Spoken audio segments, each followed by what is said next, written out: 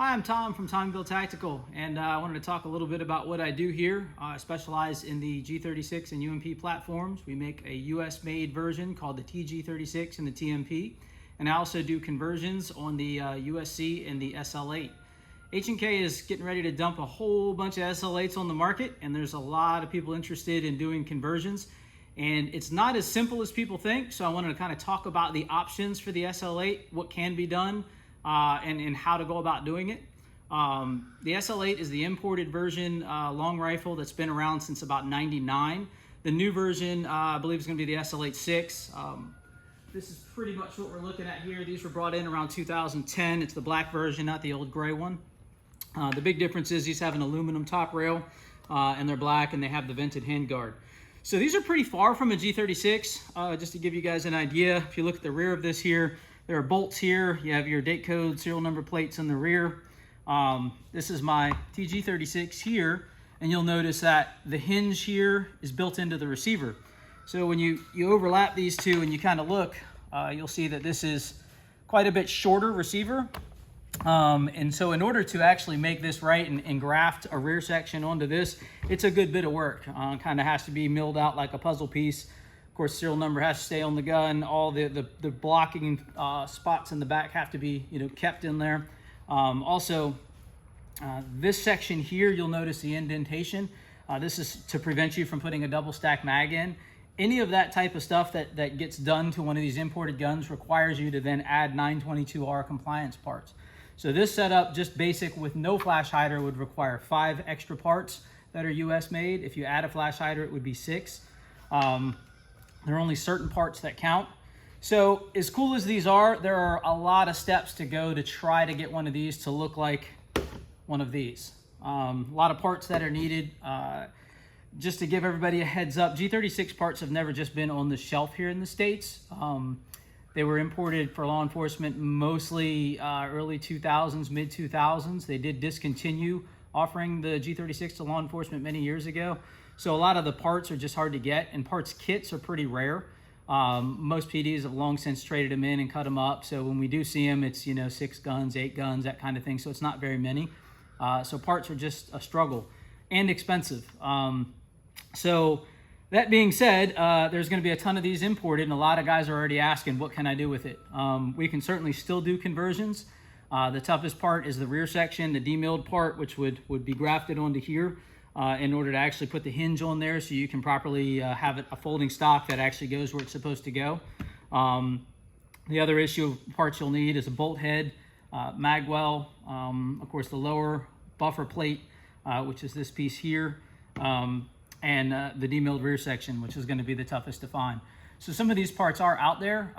It's not something that we can just unfortunately have in stock because, again, the demilled rear sections come from demilled guns. There's just not a lot of them out there left.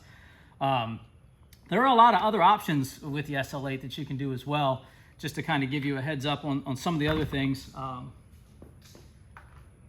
This one in particular is my XM8. This is just an SL8. If you notice the resemblance between the two, we've done the magwell work here, steel plate installed there, welded over, filled. This is my XM8 kit, which consists of the rear stock assembly, lower, which is all one part here, top rail, and then the handguard. This is designed to go right on an SL8. This one does have a lot of extensive body work. We've gotten rid of the body lines here to make it look more smooth like the actual XM8 did. It had markings on the top rather than on the magwell like you see on the G36s. This optic in particular is this is a real XM8 optic. Impossible to find. I've only ever seen 3 for sale ever. And they're just crazy money. It's just not something that's out there. But there are a lot of options for optics out there.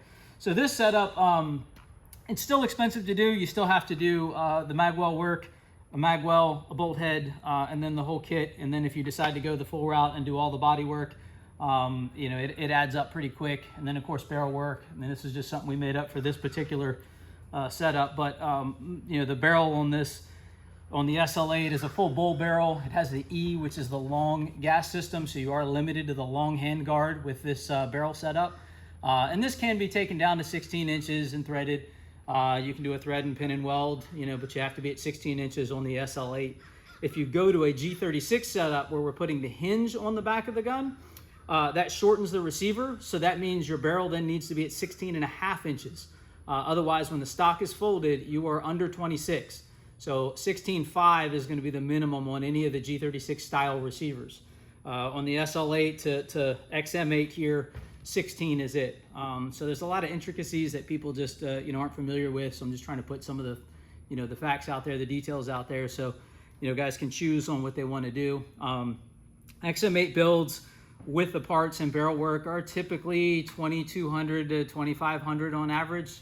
They are not inexpensive. They're usually as much as the gun, if not more than the base SL8 as it is. Certainly a unique piece, but it is expensive. It's not something you can just buy a few pieces and bolt on and then call it done. Another option that we do, a little bit more bolt on. This one is called the PSG8. It's kind of an homage to the PSG1. So we make this bolt-on lower setup. Basically, it's a fire control group, and it houses this what I call the PSG8. This stock setup from Magpul, which is a PRS, has a dual sling loop set up on it to actually bolt it through rather than having the Allen head there. And you can put on whatever style AR grip you want. I mean, for this setup, obviously I call it the PSG8 because it's a PSG1 style grip. So this is kind of a slick version of making it, more of what this thing was set up to be, which is just more of an accurate target style rifle. This is one that I built for myself personally. It does have the magwell converted. It does have, this setup has an AR fire control set in it, so you can use Geisley triggers and other stuff in there with a little modification. Using an actual HK 416, 417 grip. This top rail is available. They're out there. They're a little tough to find, but they are available. Steiner Optic. It's an actual HK scope mount. There's some neat stuff on this one, some odd parts. This handguard is an IDZ handguard. It's actually aluminum in two pieces bolted together. The handguards on the G36, SL8, you'll notice this polymer one, they're just handguards. When they first came out, it's just something to keep your hands on. There was no actual mounting points until later on, which are these here, to be able to actually put a rail. And these do have a lot of play. I mean, you can see I can move it with my hand. So if you're trying to mount, laser, things like that, it's not a very good option for it. So you're going to want to go into something with an aluminum handguard. So these IDZ handguards are out there. B&T makes a nice aluminum handguard. There's a few others.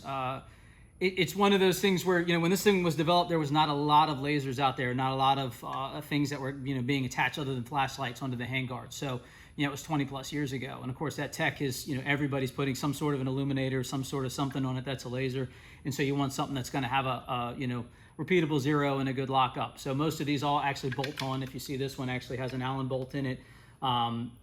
There's a few different things out there. The new German versions, H-key, which I'll show you one of those. This version here is the German H-key version. Slim line, bolts right on. You see the Allens there, so it's nice and tight, repeatable zero. It'll hold your laser or anything else that you want to put on it with repeatable zero.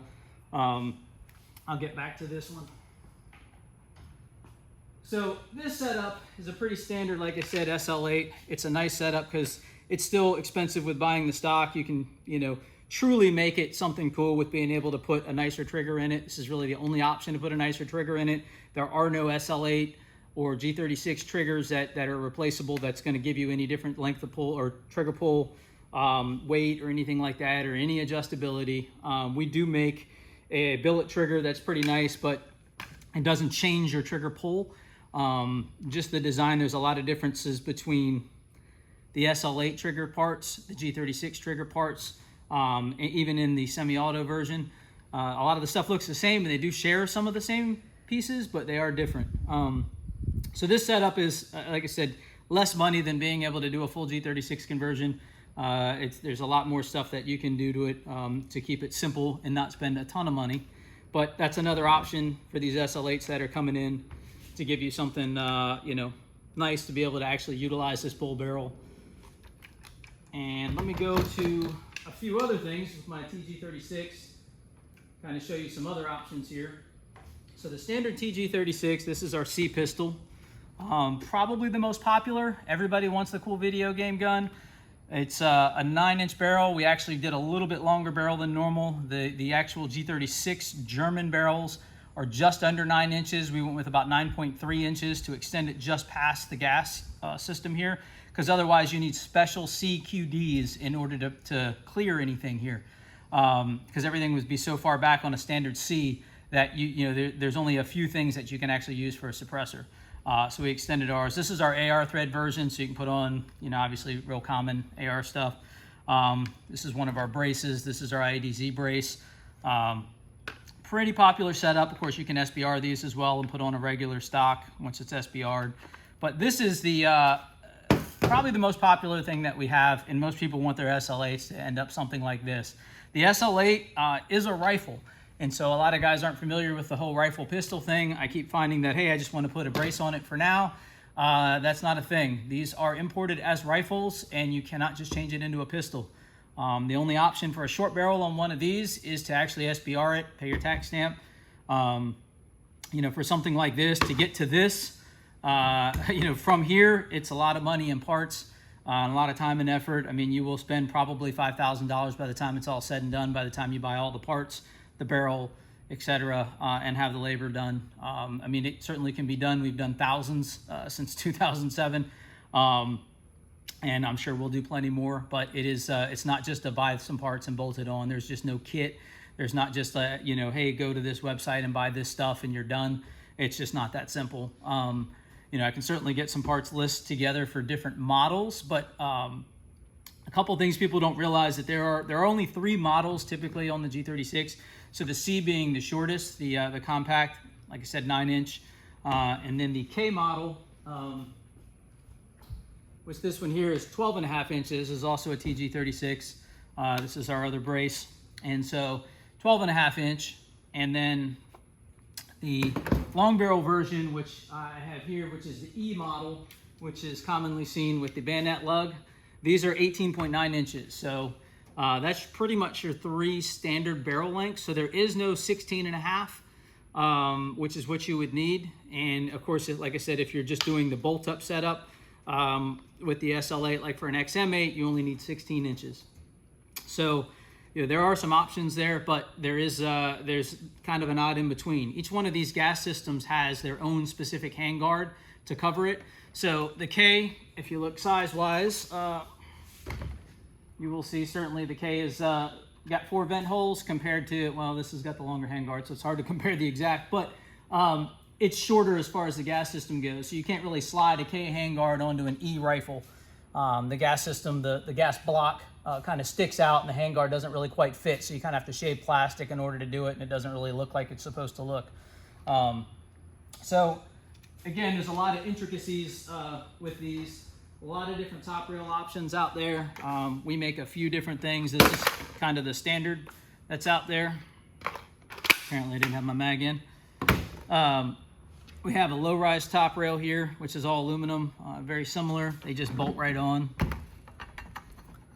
We also add a little more real estate to the rear so you can add more optic options. We make this version, which is a carry handle option. These are pretty slick. A lot of people like the carry handle setup. This is your standard K. This is an older, just typical K gun. This one has the dual optic carry handle.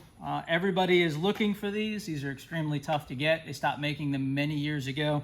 They are really cool, but they have not a great sight picture, not a great eye relief. These were made for the masses, for the military. Made to be fairly inexpensive for them to reproduce, and of course they were created well over 20 years ago, so there's a lot of better optics out there now. I still love using this. This setup is really cool. This one's a 3x, and it has a red dot on top. Has this little window on top where the diode takes the sunlight and lights up your red dot, so you're not wasting battery. It is a really cool setup. However, they are pretty rare here in the States. Most PDs that bought these guns did not get these kind of optics on them, so a lot of them didn't come in imported like that. The optics were imported later and separately, and so and not many were here. So these were never super sought after. They were sought after for a little bit, and then people realized that the sight picture wasn't great, and then they would swap it out and put on a standard rail and put regular optics on it.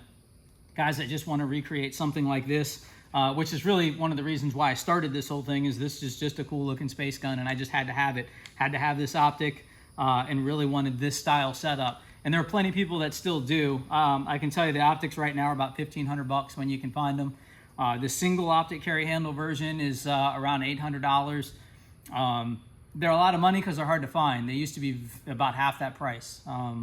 There's just not a lot of them here, and you know that's the way it is with these oddball parts.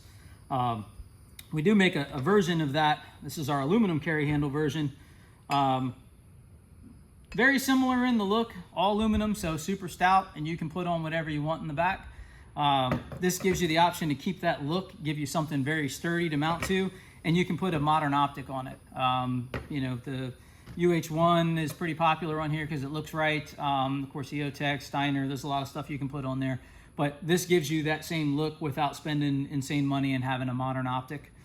So it's a pretty nice option.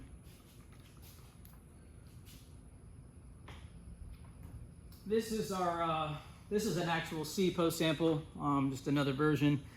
Our low-rise top rail. This is a Hensoldt bolt-on optic that's made to go on top of a rail.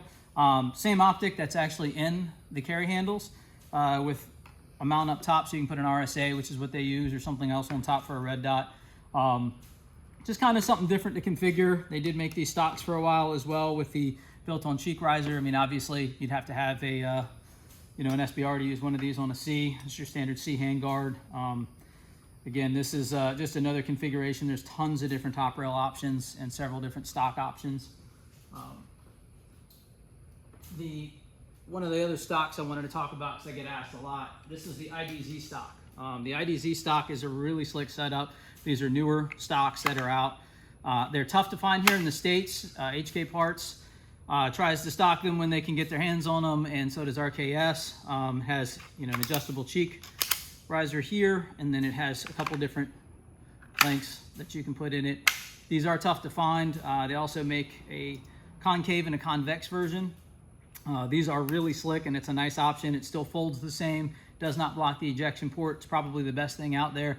However, expect to pay $500 to $600 when you can find one. They are just not on the shelf. As I mentioned before, there are a few things like these handguards. HK Parts normally tries to stock these. This is the H-key setup.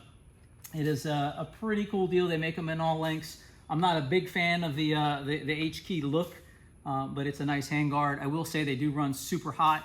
So if you plan on running one of those, you're going to want to wear gloves or have some sort of a handle, AFG or a grip or something, because they do run super hot. I'll just kind of throw this in. This is our 37mm launcher that we make. This is an RAL version. This is just simply a flare launcher. It's pretty cool little deal. It's a copy of the 320. It does mount through the actual gas block like the real one does with this pin here. Slides on the rail, so there's no other way to mount it. It's made to go through the gas block. So there are some cool options out there. I mean, it's, you know, at the end of the day, a lot of these parts are tough to find, and they're not made in mass quantities. So, which is one of the things that makes this whole platform unique, is the stuff is just not always on the shelf. So you are going to struggle a little bit to find the parts, to collect them up, to figure out what you want to build and have it built, which we can certainly try to help you with. But with these coming in, I have a lot of guys saying, oh, I just want this, I just want that. And it's just not that easy. The stuff's just not always on the shelf. And a lot of stuff's hard to find. Like I said, these stocks are incredibly hard to find. The handguards aren't always in stock. Kind of on and on. So there are a lot of options out there on what you can and can't do with the SL8. Again, to give you like an extreme of where we've gone, this is what I call my PDW version. This is actually a shortened receiver with a 7.5-inch barrel, which has never really been done. This is a PDW stock that we're kind of prototyping out. It's our two-piece setup here for the top rail. Gives you some nice options, you know, as far as being able to mount optics on. Most people prefer a full aluminum rail, so you have a lot more space to do magnifiers and such, but for a CQB setup, it's kind of nice. This has the Knights flip-ups on it. And I will touch that Knights did make a really cool setup similar to this many years ago. They stopped making it. I get people asking every day, where can I buy them? You can't. They're just not out there. If you find them used, they're going to be $600 to $1,000. It's just not something that's on the shelf. Again, a lot of people see the oddball cool parts and say, I want that, and don't realize that they stopped making that 10, 15 years ago. So a lot of stuff's not out there. But this is just really kind of prototyping oddball stuff that I wanted to see if it's worth going into production on, like this stock, for instance, and possibly a brace version of it. This is an AR magwell that we made up. Kind of a cool deal. This is an AR fire control lower. This is just a prototype version of it. We do make this version that accepts the Franklin binary and any other AR sort of trigger setups. It's kind of a neat deal. You can put it on, our G36 setup. It could also be adapted if you did a full conversion on the SL8 for that. So it's just another option for guys that really have to have that AR trigger or that binary. There's a lot of little stuff out there. We make a couple different handguards as well. This is our MP7 style handguard with the built-in flip grip there. These, because it has the grip on the bottom, you have to make sure that it's either a rifle version that you're putting it on or it's an SPR. Otherwise, you cannot have a vertical grip on a pistol. So just a heads up there. So a lot of people have made that mistake. So that's pretty much it. I just kind of wanted to talk about all the differences. There's a lot of stuff out there, a lot of different options on the SL8, RTG36. None of it is just, well, I say none of it with this is just a buy it and bolt it on and call it done sort of deal. A lot of people are surprised when they find out the conversion is over $2,000 with parts. That's just what it is. That's what it's always been. I don't see it being really any different. And there are some US made parts that make some of the stuff a little easier to get a hold of, but it's still an expensive venture. So if you guys have any questions, certainly shoot us an email. That's the easiest way to get a hold of me. We do check our emails constantly. Thanks for watching.